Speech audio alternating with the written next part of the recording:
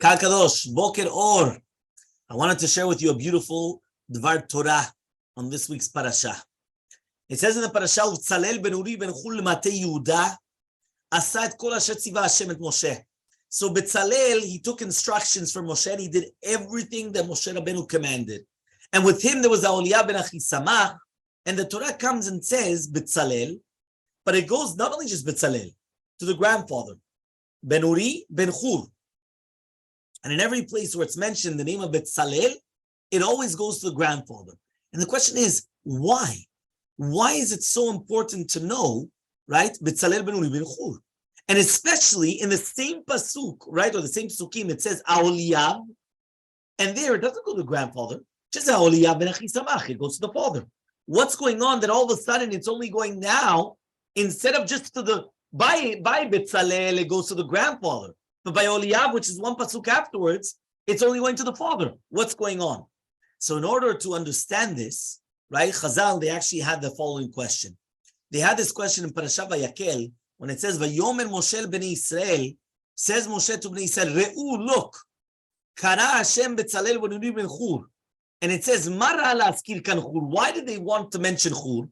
But rather because at the time that Israel wanted to do Avodah Zarah, the Chet of the Egel, Chur gave up his life for Hashem, and he didn't let them. What did they do? They came and they killed him. So it says, HaKadosh Baruch Hu, Chayecha, you should know Chur. You thought you lost your life. I'm going to pay you back. What does that mean? It's a mashal, it's a parable to a king that they went to rebel against him. They had the Sar Tzava. Imagine right now his general. He starts fighting against them. Amar lahem, he comes and he tells them, Alamelech atem mordim. He comes and he says, what? You guys are going against the king. They went and they killed the Sar Tzava. They killed the general because of the army that they went and they started going against the king. Says the king, Ilu mamon natali, if he would have given money, I wouldn't have to pay him. Why? I wouldn't have to pay him. For sure I have to pay him. He gave me now his neshama. So what am I going to give him? Kol banim shietzu mimenu. Any child that he has, I'm going to make them into the kasim. I'm going to make them into dukes and all the royal titles. I'm going to make them their highness. So too when Bnei Yisrael did the egel, and Chur came and he killed himself for Hashem. He gave up his life for Hashem. HaKadosh Baruch Hu said, look, I'm going to make Betzalel ben Uri ben Chur. And that's why it's written Mefurash Chur, to show you the zechut of Chur, that Betzalel became who he became. And Avelia Lopian comes and he says that the schar, the reward of Chur, was midah keneged midah. Chur did mesirut nefesh to stop them from doing the egel. His grandson did mesirut nefesh to make the mishkan and the kelim, which was an atonement for the egel. So because of that, it's written on his name. Just like Rashi says, Vayas Betzalel. Why does it say Vayas Betzalel? Betzalel, it was everybody. No, it was called on the name of Betzalel because he went and he put his heart to it. He put his neshama to it. So now we understand that when the Torah comes and it says Betzalel to Chur, it wasn't just stam, I'm giving you genealogy, I'm telling you lineage, where does he come from? But it's saying it's mamshich, the zechut of mesirut nefesh from generation to generation, and that's what actually goes on. So the Beshech Chochmah comes and he explains that this is actually hinted in the yichus of Chur. Why is it hinted? Right? Because it says Lemate Yehuda. Why does it bring down which Mate he came from, which tribe? In the Tosefta it says, why was the Yehuda zocheh lemalchut? He says, you know why he merited to become king? Because he was mekadesh shemo shel HaKadosh Baruch Hu. Because when all the Shevatim came to the Yam, he went and each one said, who should go down first? Me, eh? The Shevet of Yehuda went running down first, and they sanctified the name of Hashem. And therefore, they were actually added, right? The Torah, Betzalel, to the Shevet Yehuda, to show us that the Shoresh, the roots of where it comes from, it already comes from Kodesh, from the Shevet of Yehuda, which is what? The Kadeshem Shamayim. However, though, right, when we're talking about Mishkan HaEdut that is done with Mesirut Nefesh, right, we have to actually understand that the Kiddusha and the Tahara, we also have to understand what it's brought down, right, in the Sforno, that it says like this, Ele Pekudei Mishkan, Velezeh lo nifsedu, Keomram Shema Tomar Avad Tzvaram Ubatel Sikuyan, Tamurmar Tzeh Shitim Umdim. What does it mean? That there's going to be forever and ever, which means nothing ever fell in the hands of the enemies. And that's why right? That's the exact opposite of what happened by Shlomo Melech. Shlomo Melech, we know that after the destruction of Bet HaMikdash, Nebuzaradan came and he took everything, but nothing of the Mishkan was taken. Moshe Rabbeinu, everything that Moshe Rabbeinu had from the Mishkan was all put, right? It was all put in Genizah. And therefore he comes and he says, Siper ma'alot ze Mishkan shebishilam. That's why it's going to be eternal and it won't fall in the hands of the enemies. At the beginning was Mishkan HaEdut, that they had Luchot HaEdut. Number 2, Asher Pakad Pi Moshe. Number 3, that means first of all, you had the Luchot. Second of all, it was commanded by Moshe Rabbeinu. Third of all, Avodat Alvim in the hands of Itamar. Fourth, B'tzalel ben Uri ben Chul Mati Yehuda.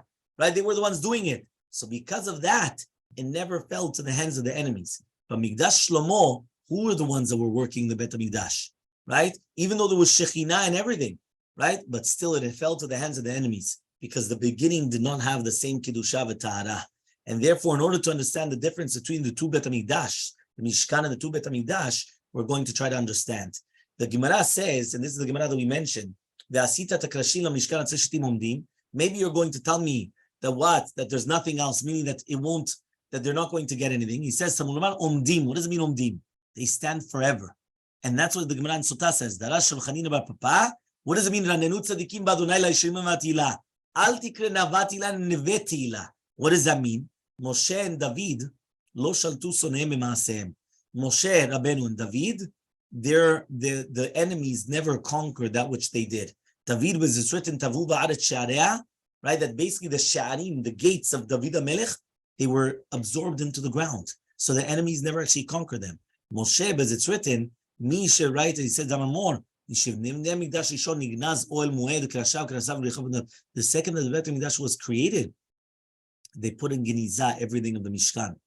Okay, and that's what it comes and says. Other people want to say that it's the daltot of the Bet HaMikdash, right? That it's actually the gates of the Bet HaMikdash. The gates, they were absorbed into the ground, and that's why, right, nothing happened.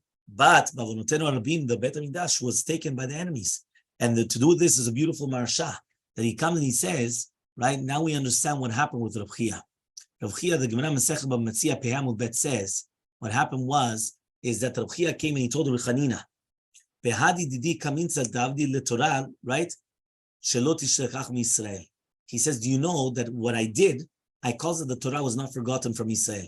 What did I do? What did I do exactly? I went and I planted flax. I planted seeds to get flax. When it grew, I made nets. When I took the nets and I trapped the deer. Afterwards, what happened was I gave the flesh to the Yatomim, right, to the Aniyim. And then what I did is that I made the Megillah, I made the klaf from the skins of the deer. And then I wrote Chamisha Chumshe Torah on the klafs. And I went to a city that there was no teachers. And what I did was I took 5 different boys and I taught them Chamisha Chumshe Torah.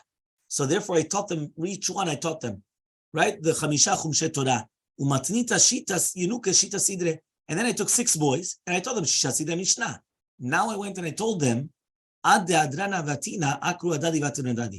would tell them, until I'm going to come back, right? Each one has to teach his friends.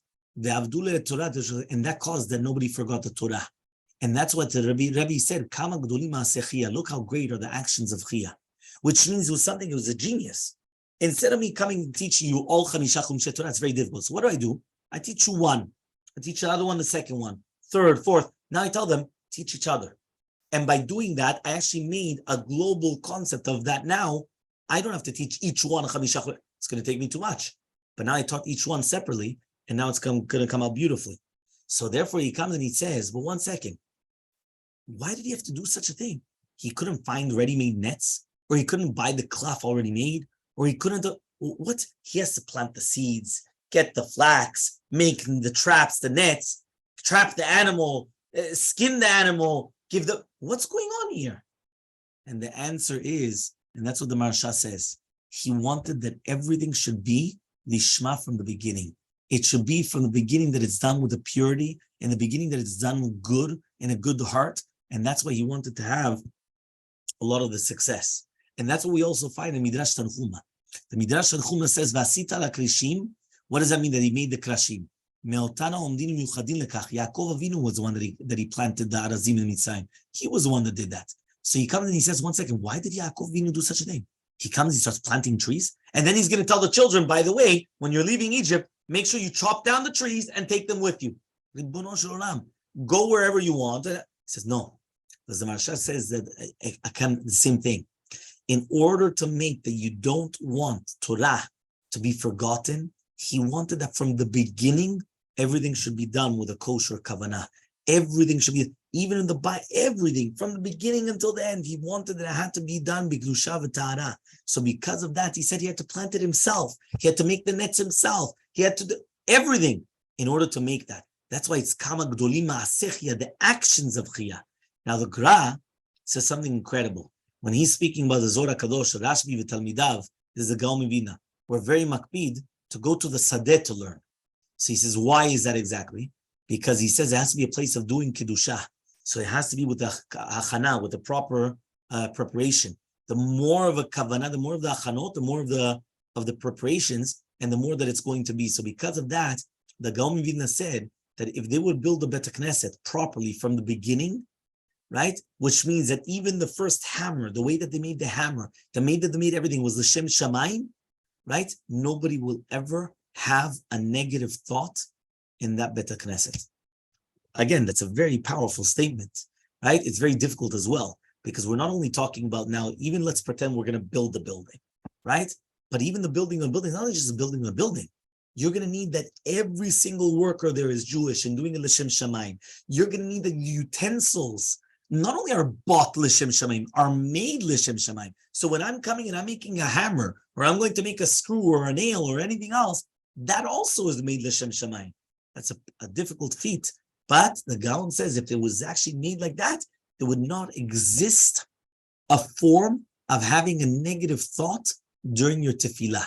And because of that, Yaakov Avinu went to all the efforts to come and to plant these trees in order to afterwards come and to use them later on. And that's why we have the differences between the first the Mishkan and the two Bet HaMikdash. The two Bet HaMikdash, they were both destroyed. They were both taken in the hands of the enemies. But the Mishkan was completely put in Genizah, because anything that was done with 100% with Kedusha and Tahara, there was nothing what to talk about. That for sure they're going to be able to have success, and they will not have any problems whatsoever. Have a wonderful day, everyone.